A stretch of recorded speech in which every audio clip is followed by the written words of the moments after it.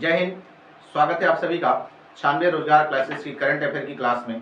तो चलिए आप सभी साथियों से आज की क्लास को हम प्रारंभ करते हैं करंट अफेयर की।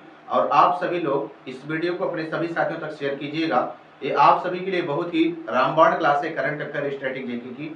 बहुत ही मेहनत करके मैं आप सभी के बीच में ये क्लास लेके आता हूँ। बहुत अच्छे अच्छे प्रश्न और बहुत बढ़िया से आप सभी के बीच में रखने का प्रयास करता हूँ।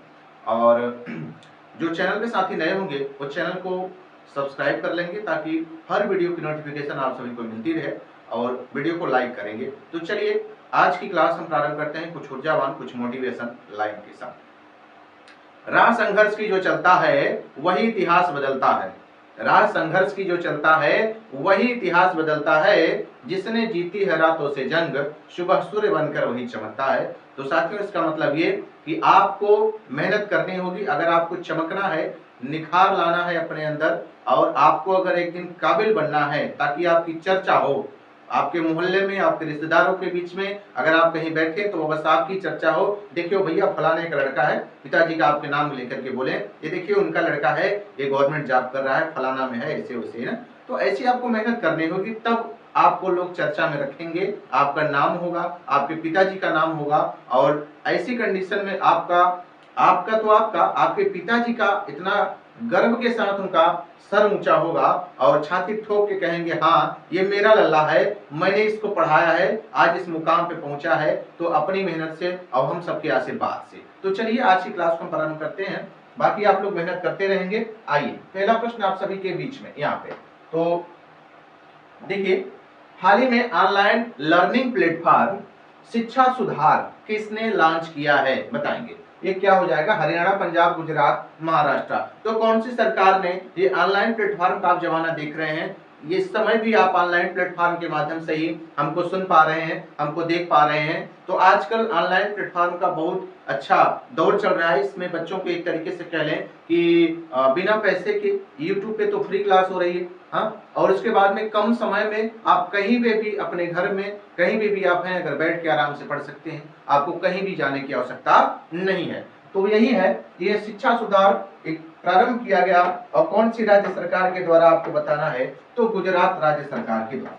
किसके द्वारा, तो गुजरात राज्य सरकार के द्वारा इसको प्रारंभ किया गया है। ठीक है, तो गुजरात के जो शिक्षा मंत्री हैं, एजुकेशन मिनिस्टर, उनके द्वारा ये आपका जो प्लेटफॉर्म का नाम है कौन सा, शिक्षा सुधार प्लेटफॉर्म। ठीक है, क्या है, शिक्षा सुधार प्लेटफॉर्म, यानी कि सबको बेहतर से बेहतर शिक्षा मिलने का ये प्रयास किया जा रहा है। ऐसा कोई भी वंचित न रहे, ऐसा कोई भी बच्चा जो तैयारी करना चाहता हो वो वंचित न रहे, वो भी तैयारी करे। तो ये सारी सुविधाएं उन सभी के लिए ही हो रही हैं। आपने आजकल देखा होगा कि कॉलेजों में आपके स्मार्टफोन वितरण हो रहे हैं, ताकि आपने देखा कि लॉकडाउन के बाद से ही ऑनलाइन जो प्लेटफॉर्म है काफी क्रेज में आया। इसके पहले ऑनलाइन इतना ज्यादा नहीं चलता था, ऑफलाइन बच्चे ज्यादा पसंद करते थे। लेकिन कोरोना काल के बाद ही से ही काफी परीक्षाएं जो है आपकी जो दिए बच्चे, तो घर पर बैठ के ऑनलाइन मेहनत करके काफी बच्चों ने सिलेक्शन प्राप्त किया है। तो इस तरीके से ये ऑनलाइन का जो दौर चला है काफी तेजी से चल रहा है और ये आगे आने वाले समय में काफी तेजी से चलता भी रहेगा। तो ये गुजरात में जो यहाँ की शिक्षा मंत्री है, एजुकेशन मिनिस्टर, उनके द्वारा ये प्रारंभ किया गया है। ठीक है, शिक्षा मंत्री के द्वारा इसको प्रारंभ किया है। समझ आ गया। चलो आओ यहाँ पे देखते हैं थोड़ा सा गुजरात के बारे में। अगर आपसे पूछे रेलवे विश्वविद्यालय कहाँ पे बना है, तो गुजरात के अंदर। क्या बताएंगे आप, गुजरात के अंदर रेलवे विश्वविद्यालय। ठीक है, और गुजरात के अहमदाबाद के केवड़िया के अंदर, कहाँ पे, गुजरात के अहमदाबाद के केवड़िया के अंदर, मैं यहाँ लिख रहा हूँ गुजरात के अहमदाबाद, गुजरात के अहमदाबाद। अब आप समझ गए होंगे कि मैं किसके बारे में कहने जा रहा हूं। तो गुजरात के अहमदाबाद में आपके वो भी लोकेशन इसकी क्या है, लोकल लोकेशन है केवड़िया। क्या है, केवड़िया। यहाँ पे क्या है कि वर्ल्ड लॉन्गेस्ट, क्या है, world highest, sorry world highest जो आपकी स्टैचू है वो किसकी है, सरदार वल्लभ भाई पटेल की। विश्व की सबसे ऊंची प्रतिमा, विश्व की सबसे ऊंची प्रतिमा, सबसे ऊंची प्रतिमा, सबसे ऊंची प्रतिमा, वो भी किसकी, आपके लौह पुरुष सरदार वल्लभ भाई पटेल की। किसकी है, लौह पुरुष सरदार वल्लभ भाई पटेल।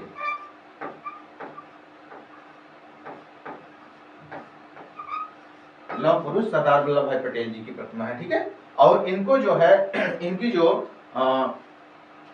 क्या है, जन्म दिवस है 31 अक्टूबर को, यानी कि 31 अक्टूबर को, 31 अक्टूबर के ही दिन इनका अनावरण किया गया था इस प्रतिमा का। तो 31 अक्टूबर जो है उसको किस रूप में मनाते हैं, तो एकता दिवस के रूप में। किसके रूप में, एकता दिवस के रूप में। अच्छा, और सरदार वल्लभ भाई पटेल क्या थे, ये थे आपके पहले उप प्रधानमंत्री और गृह मंत्री। क्या थे, गृह मंत्री थे, ठीक है, समझ आ गया। चलिए आगे बढ़ेंगे अगले प्रश्न की ओर। तो अगले प्रश्न बढ़ने से पहले शिक्षा से एक और प्रश्न अभी दिमाग में क्लिक किया, आपको बता देता हूं। जो शिक्षा का अधिकार आपका आया, ये कब आया जरा बताएं। तो शिक्षा का अधिकार की अगर हम बात करें तो आपका राइट टू एजुकेशन जो है ये 86वां संविधान संशोधन 2002 के तहत आया था, ठीक है। इसके द्वारा 86वां संविधान संशोधन 2002 के द्वारा आया था। 86 संविधान संशोधन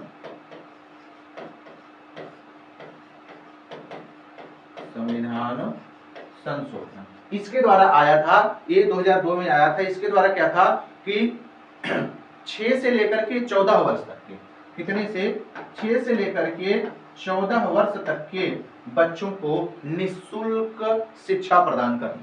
6 से 14 वर्ष तक के बच्चों को निःशुल्क शिक्षा प्रदान करना, ठीक है, निःशुल्क शिक्षा प्रदान करें, ठीक है।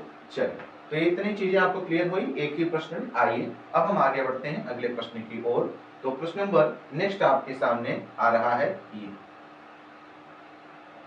चलिए, हाल ही में पहला परमाणु ऊर्जा शिखर सम्मेलन कहां आयोजित हुआ है? ब्रुसेल्स, मॉन्ट्रियल, वाशिंगटन डीसी या फिर वियना। वियना जिसकी राजधानी ऑस्ट्रिया होती है, वाशिंगटन डीसी आपकी किसकी हो जाती है बताइए, वाशिंगटन डीसी किसकी होगी? अमेरिका की होगी। किसकी? अमेरिका की। और इधर पे देखिए मॉन्ट्रियल प्रोटोकॉल एक होता है, उसके बारे में चर्चा करेंगे। पहले इस प्रश्न का हम करते हैं पोस्टमार्टम। तो आइए, तो पहला परमाणु ऊर्जा शिखर सम्मेलन ये आपका हुआ ब्रुसेल्स अंदर। कहां पे? ब्रुसेल्स के अंदर हुआ। ये राजधानी किसकी है? बेल्जियम। ब्रुसेल्स की राजधानी क्या हो जाएगी? बेल्जियम, ठीक है, राजधानी बेल्जियम हो जाएगी। तो यहाँ पे हुआ है इसका पहला परमाणु ऊर्जा शिखर सम्मेलन। अब मॉन्ट्रियल की बात करें तो ये मॉन्ट्रियल प्रोटोकॉल है 1987। 1927 में एक समझौता हुआ, वो भी जिसका नाम था मॉन्ट्रियल प्रोटोकॉल। ये कहा हुआ? कनाडा के अंदर। कहा हुआ? कनाडा के अंदर। ये था आपका जो ओजोन का नाम आपने सुना होगा, ये एक ओजोन परत है, वो क्या करती है, हमें सूर्य से आने वाली अल्ट्रावायलेट रेज यानी कि पराबैंगनी किरणों से हमारी सुरक्षा करती है। अगर वो अल्ट्रा रेज हमारे शरीर में डायरेक्ट एयर कांटेक्ट में आ जाए तो हमें स्किन एलर्जी हो जाएगी। क्या हो जाएगी? हमें स्किन एलर्जी हो जाएगी। तो वो ओजोन परत क्षरण हो रहा है, किसके कारण? क्लोरोफ्लोरोकार्बन के कारण उसका क्षरण हो रहा है। तो वही ओजोन परत से हमारी रक्षा होती है अल्ट्रावायलेट रेज से। तो जो हमारे यहाँ आपके देखा होगा, आपके घरों में यूज होने वाले फ्रिज हो गए, ठीक है, रेफ्रिजरेटर हो गए, इनसे निकलने वाली जो गैस है क्लोरोफ्लोरोकार्बन, इसके कारण ओजोन परत में क्षरण हो रहा है यानी कि कमजोर हो रहा है, ठीक है। तो वो हमारे लिए काफी चर्चा का विषय है, काफी नुकसानदेह है, ठीक है। तो यही मॉन्ट्रियल प्रोटोकॉल है, कनाडा में इसका हुआ था। और किससे संबंध हो जाएगा? तो ओजोन से। किससे? ओजोन से, ठीक है। और 16 सितंबर को ओजोन दिवस मनाया जाता है। किस तारीख को? 16 सितंबर को ओजोन दिवस मनाया जाता है। और इसका ये होता है संकेत O3। क्या होता है? O3 इसका संकेत हो जाता है, किसका? ओजोन का, ठीक है। चलिए आगे बढ़ते हैं। आगे बढ़ने से पहले एक चीज और मैं आपको बता देता हूं, यहाँ देखेंगे परमाणु से। तो भारत ने परमाणु परीक्षण किया था, जिसका आपने सुना होगा राजस्थान के पोखरण में 1998 ऑपरेशन देवी शक्ति। कौन सा ऑपरेशन था? ऑपरेशन देवी शक्ति। उस समय के आपके तत्कालीन प्रधानमंत्री हुआ करते थे अटल बिहारी वाजपेयी, और मिसाइल मैन जो है एपीजे अब्दुल कलाम। उन दोनों के संगठन की, उन दोनों के एक तरीके से जो समझौता होता है उनके बीच में, उन दोनों की चालाकी की वजह से ही ये आपका भारत के पास भी आज भी एटम बम है। नहीं तो अमेरिका जो है क्या करता था कि वो सैटेलाइट लगा करके यही नजर रखता था कि कहीं कोई हलचल हो रही है कि नहीं हो रही। तो ऐसा हुआ था, एक समझौता सीटीबीटी कन्वेंशन है कि जिसके तहत होता है कि आप परमाणु का परीक्षण नहीं कर सकते, न तो जमीन पर, न तो हवा में, न तो पानी में। तो उसमें क्या था, राजस्थान में एक कुआं था, कुआं के अंदर ऐसा काम होता था, उसके अंदर सारी चीजें काम करते थे, और इतने कम समय में काम करते थे कि जब सैटेलाइट एक तरफ से दूसरी तरफ मूवमेंट करे इतने में ही काम होता था। उसके बाद जैसे ही सैटेलाइट वापस आनी होती है उस समय क्या करते थे, सब लोग अपने अपने स्थान पे होते थे। तो वहां पे पोखरण में एक कैंप लगाया गया, ऐसी अफवाह फैलाई गई कि वहां पे आर्मी का एक जो है ट्रायल चल रहा है, तो वहां में आर्मी के बेस में सब लोग गए थे, और तब जाकर के पोखरण आपका परीक्षण हुआ और भारत परमाणु बम संपन्न। ठीक है, तो ये चल आगे बढ़ते हैं हम। अगला प्रश्न आपके सामने ये रहा, हाल ही में अंतरराष्ट्रीय फुटबॉल में, इंटरनेशनल फुटबॉल में 150 मैच खेलने की उपलब्धि हासिल करने वाले पहले भारतीय खिलाड़ी कौन हो जाते हैं? चलिए बताएंगे। जे लाल पेखलुआ, या गुरमीत सिंह संधू, संदेश झिंगनगोल, या फिर सुनील छेत्री। एक ही नाम, सुनील छेत्री। कौन सा option? Option number B, Sunil Chhetri. ये भारतीय फुटबॉलर हैं और इन्होंने क्या किया है, अभी ये रिकॉर्ड अपने नाम किया कि 150 अंतरराष्ट्रीय, कितने, 150 अंतरराष्ट्रीय मैच खेलने वाले ये पहले भारतीय फुटबॉल खिलाड़ी हो जाते हैं, पहले भारतीय फुटबॉलर हो जाते हैं जिन्होंने 150 अंतरराष्ट्रीय मैच खेले। नाम क्या होगा? सुनील छेत्री। नाम क्या होगा? सुनील छेत्री। सुनील छेत्री इनका नाम। ठीक है, चलिए एक चीज मैं आपसे पूछ रहा हूं, जरा बताएं आप कि संतोष ट्रॉफी का संबंध किससे है? ठीक है, अगर ये आपसे पूछे संतोष ट्रॉफी डूरंड कप, कौन सा? डूरंड कप, तो ये दोनों के दोनों आपके संबंधित किससे हो जाएंगे? फुटबॉल से संबंधित हो जाएंगे। किससे हो जाएंगे? दोनों के दोनों ये कप फुटबॉल से संबंधित हो जाएंगे। चलें आओ नेक्स्ट प्रश्न की ओर। कम समय में काफी चीजें जानने का प्रयास करते हैं। चलिए अब आईपीएल संबंधित कुछ प्रश्न मैंने लिया है, तो उन प्रश्नों का निपटारा करते हैं, उसके बाद एक प्रश्न मैं आपको आईपीएल से करंट का लिया हूं। ठीक है, चलो आईपीएल 2024 का सबसे महंगा खिलाड़ी कौन? तो एक ही नाम, कौन? Mitchell Starc. मिचेल स्टार्क ये ऑस्ट्रेलिया का तेज गेंदबाज, इसको कितने में? तो 24.75 करोड़ रुपए में इसको खरीदा। किसने खरीदा? तो केकेआर टीम ने खरीदा। केकेआर किसकी टीम है? तो शाहरुख खान जी इसके क्या है? मालिक हो जाते हैं। ठीक है, नेक्स्ट देखिए, सबसे महंगा खिलाड़ी यही होगा। दूसरा, आईपीएल 2024 का पहला मैच कहाँ हुआ? तो आईपीएल 2024 का जो पहला मैच हुआ वो 22 मार्च को हुआ। कहाँ हुआ? 22 मार्च को हुआ चेन्नई के अंदर। कहाँ पे हुआ? चेन्नई में है। और चेन्नई वर्सेस किसके बीच में हुआ था? तो चेन्नई वर्सेस आरसीबी के बीच, रॉयल चैलेंजर्स बेंगलुरु के बीच में हुआ था। और यहीं पे एक चेन्नई के जो आपका है, चेन्नई के अंदर बेंगलुरु में एक स्टेडियम है चिदम्बरम स्वामी करके, तो वहीं पे हुआ था। ठीक है, तो चेन्नई में हुआ था। ठीक, किसके किसके बीच में?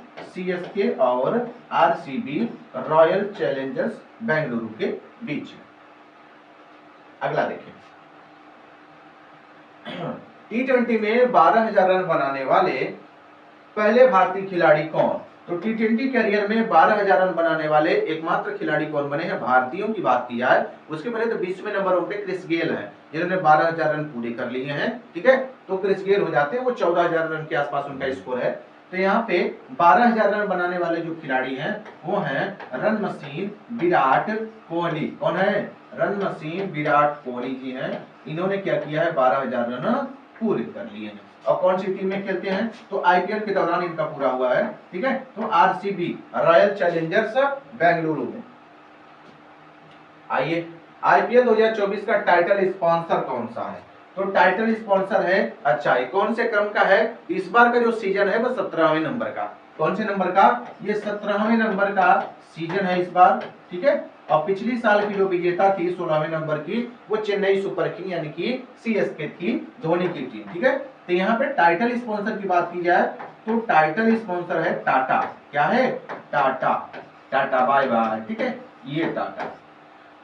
चलो नेक्स्ट। हाँ, ये प्रश्न है आपका करंट का कि हाल ही में इंडियन प्रीमियर लीग इतिहास का अब तक का सर्वोच्च स्कोर किसने बनाया? बताओ। Royal Challengers Bengaluru, Mumbai Indians, Sunrisers Hyderabad, Chennai super Kings, कौन सी है? तो अभी हाल ही में एक मैच हुआ किसके बीच में? तो एमआई वर्सेस किसके बीच में? तो सनराइजर्स हैदराबाद के बीच में। भाई साहब यहाँ के बल्लेबाजों ने ताबड़तोड़ फायरिंग की, ले चौका, ले छक्का, ले चौका, ले छक्का, मारते मारते बॉलरों की हालत खराब कर दी। T20 यानी कि 20 ओवर में टोटल 277 रन बनाए, जिसमें 38 छक्के लगे भाई, बाउंड्री बैक टू बैक, ठीक है। और इसी तो यहाँ पे देखें 16 गेंदों में 50 भी बना डाले थे भैया ये लोग, ये सनराइजर्स हैदराबाद वाले, ठीक है। तो आईपीएल जो आपका इंडियन प्रीमियर लीग है, ये कौन सा संस्करण? तो 17वां। कौन सा? ये 17वें सीजन में, और अब तक की आईपीएल का सबसे बड़ा स्कोर होगा, सबसे बड़ा स्कोर कि एक मैच के दौरान ये सनराइजर्स हैदराबाद ने खुद अकेले 277 रन बनाए। कितने? 277 रन बनाए और जीती भी, 277 रन बनाए और जीत भी हासिल किया, ठीक है। तो इसने जीत हासिल की, विजेता यही हुए, सनराइजर्स हैदराबाद ही विजेता ही हुई, हैदराबाद विजयी भव, विजयी हो। चलो 2 प्रश्न और आपके बीच में है, फटाफट उनको भी निपटा देते हैं। चलिए ये 9वां प्रश्न आपका कि WPL के दूसरे सीजन का टाइटल किसने जीता? डब्ल्यू प्रीमियर इस बार शुरू हुआ भैया नहीं, पिछली बार एक सेशन हो चुका है, दूसरा सीजन है। WPL जैसे आईपीएल वैसे WPL, ये वुमेन्स प्रीमियर लीग यानी कि महिलाओं वाला आईपीएल है, ठीक है। तो पिछली बार की बात करें तो आपको पता होगा कि पिछली बार की जो सीजन थी, पहले सीजन में, तो पहले सीजन में जो फर्स्ट सीजन था उसमें तो विजेता आपकी रही मुंबई, एमआई विनर रही, ठीक है। यहाँ पे सेकंड जो आपका है, इस बार जो आपका हुआ है अभी, तो इसमें आरसीबी ने जीता भैया। अभी तक तो आप आईपीएल में देख रहे थे कि आरसीबी भैया हार पे हार, हार पे हार, हार पे हार, तो आरसीबी ऐसा नाम हो गया था कि भैया कभी नहीं जीतेगी, लेकिन महिलाओं ने वो कर दिखाया। और रॉयल चैलेंजर्स बेंगलुरु को भले ही महिलाओं की टीम हो, ठीक है, लेकिन महिलाएं पुरुषों से आगे निकल चुकी हैं, पुरुषों से कंधे से कंधा तो मिलाकर के चलती हैं, और कहीं कहीं आदमी से आगे, पुरुषों से आगे चल रही है महिलाएं। तो देख लो भैया, यही जीता जागता सबूत है यहाँ पे, ठीक है। तो आरसीबी जीत गई है भैया। दूसरे सीजन का जो है, दूसरे सीजन का जो किताब है WPL का, वो किसने जीता? RCB, royal Challengers Bengaluru. और हराया किसने इसको? तो हराया दिल्ली को, दिल्ली की छोरियों को हरा करके आरसीबी की छोरिया ने अपने नाम किया, ठीक है। और आरसीबी की कप्तान कौन है? वही स्मृति मंधाना जी। कौन है? स्मृति मंधाना, ठीक है। इन्होंने ये किताब WPL का इस बार किसको गया? RCB, royal Challengers Bengaluru. चलो आखिरी प्रश्न आपके सामने, ये देखिए, ये भी बड़ा अच्छा प्रश्न है कि हाल ही में भारत का पहला आयुर्वेदिक कैफे कहां खुला है? ये आयुर्वेदिक कैफे आपका कहां खुला है? मुंबई, नई दिल्ली, बेंगलुरु, इनमें से कोई नहीं। तो दिल्ली के शालीमार बाग में एक हॉस्पिटल है, दिल्ली के शालीमार बाग में एक हॉस्पिटल है, शालीमार बाग, यहाँ पे, ठीक है। होटल को एक तरीके से क्या, कैफे को रेस्तरा भी बोलते हैं। क्या बोलते हैं? रेस्तरा भी बोलते हैं। तो यहाँ पे जो भोजन बनेंगे वो आयुर्वेदिक जड़ी बूटियों से युक्त होंगे, जो आपको नुकसान नहीं करेंगे बल्कि फायदा करेंगे आपकी बॉडी के लिए, ठीक है। आपके शरीर के लिए काफी फायदेमंद जड़ी बूटियों का इस्तेमाल करके यहाँ पे बनाया जाएगा। ये भारत का पहला है, ठीक है, भारत का पहला cafe Ayurvedic cafe, Ayurvedic cafe,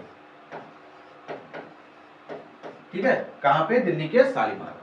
और दिल्ली के ही भैया कौन है, आम आदमी पार्टी के, यानी कि दिल्ली के केजरीवाल साहब, वो कहाँ है भैया, इसमें रिमांड पे हैं।